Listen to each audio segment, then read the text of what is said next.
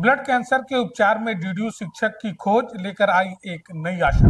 DDU शिक्षक का अभिनव दृष्टिकोण से चिकित्सा में नए युग की शुरुआत। National journal of molecular diversity में प्रकाशित हुआ महत्वपूर्ण शोध। पैदा करने वाले प्रोटीन को रोकने का सुरक्षित और प्रभावी तरीका।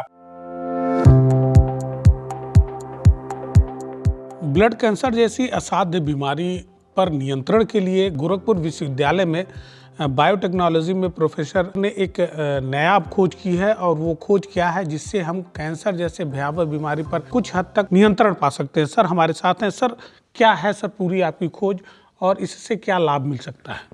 बेसिकली हम लोगों ने CLL क्रॉनिक लिम्फोसाइटिक ल्यूकेमिया पे काम किया है, जो एक प्रकार का ब्लड कैंसर है।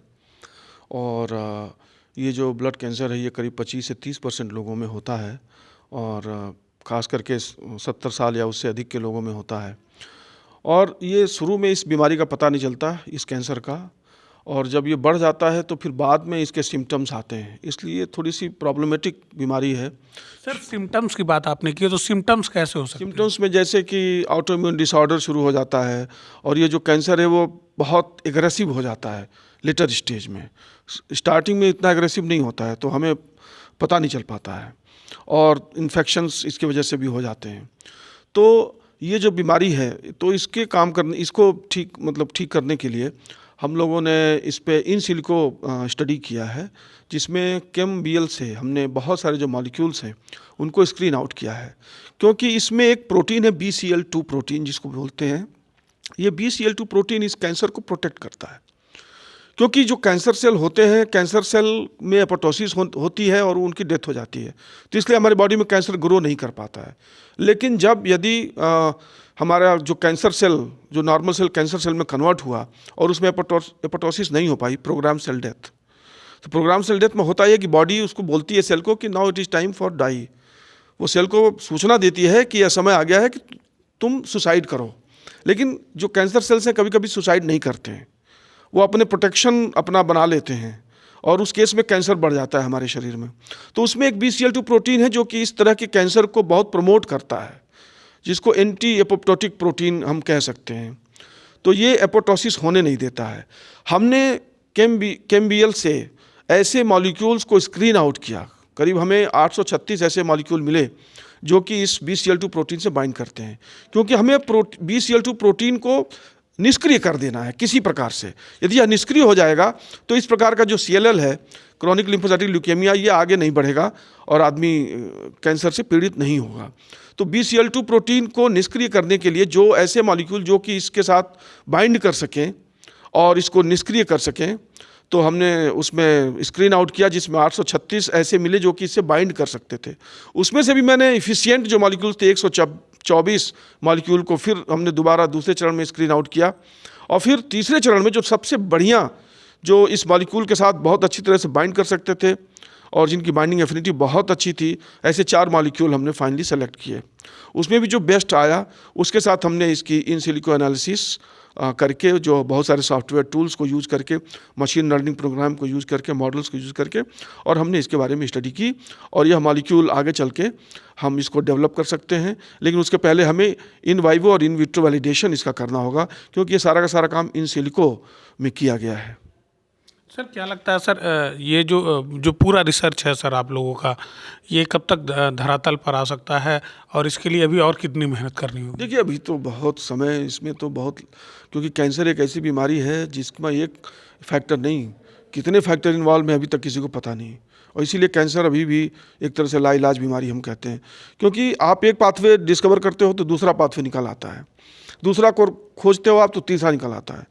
तो हम प्रयास, वैज्ञानिक है तो वैज्ञानिक का काम है प्रयास करना, हम उस दिशा में कुछ अपना एडिशन दे सकें, कुछ कंट्रीब्यूट कर सकें, तो उसमें हमने ये जो काम किया है। अब हमारा जो लक्ष्य है ये है कि हम इसको माउस मॉडल पे या किसी एनिमल मॉडल पे काम करें, या इस तरह के सेल लाइन पे काम करें, और ये जो हमारा रिजल्ट है इसको वैलिडेट करें, और ये जो हमारा रिजल्ट है इसको वैलिडेट करें।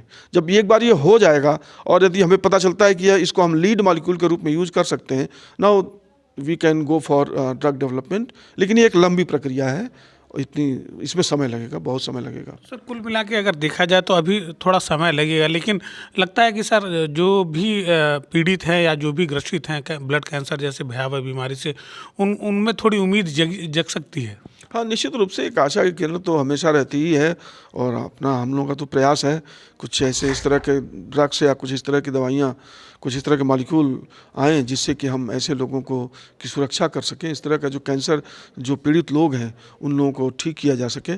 तो हमारा तो प्रयास है, और बेसिकली एक ड्रग को डेवलप करना आसान काम नहीं होता, उसमें कई साल लगते हैं और बहुत लोगों की मेहनत लगती है, और बहुत कुछ उसमें लगता है।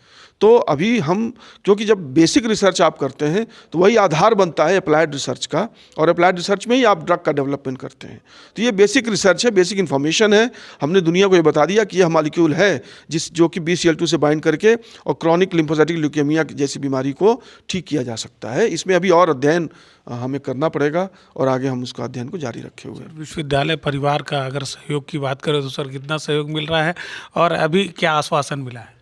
विश्वविद्यालय परिवार के सहयोग से ही ये हो रहा है। माननीय कुलपति प्रोफेसर पूनम टंडन जी, जिनका बहुत ही ज़्यादा जोर है विश्वविद्यालय कैंपस के अंदर शोध पर, और उन्हीं की प्रोत्साहन से और उन्हीं के निर्देशन में लगातार ये हम लोग भी प्रोत्साहित हैं। विश्वविद्यालय में आप देख रहे होंगे तमाम रैंकिंग्स में हमारा विश्वविद्यालय बहुत ही अच्छा प्रदर्शन कर रहा है, और शोध की गुणवत्ता को बढ़ाने के लिए कई तरह की उन्होंने स्कीम्स लागू की हैं यहाँ के टीचरों के लिए, जिससे टीचरों में एक नई ऊर्जा और एक नया जोश आया है, और वो लगातार उस दिशा में काम कर रहे हैं। उसी का ये प्रतिफल है कि हम लोगों ने भी कुछ काम किया, और हम आगे लगातार काम करते रहेंगे। तो निश्चित रूप से माननीय कुलपति प्रोफेसर पूनम टंडन जी की ही प्रेरणा और उन्हीं का निर्देशन है जिसमें हम लोग काम कर रहे हैं।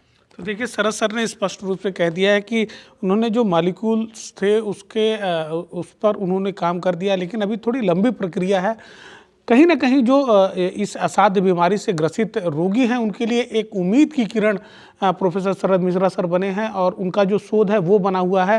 तो अब देखना होगा कि यह काम कितना जल्दी होता है। इस पे अभी जो सर हैं वो लगातार अभी उस पर काम कर रहे हैं, और जब ये काम पूरा हो जाएगा तो कहीं ना कहीं एक अच्छी मेडिसिन निकल कर आएगी, और वो कैंसर जैसे लाइलाज बीमारी, जानलेवा बीमारी पर काफ़ी हद तक काम करेगी। एफिडेविट टाइप के लिए गोरखपुर से निखिलेश प्रताप सिंह।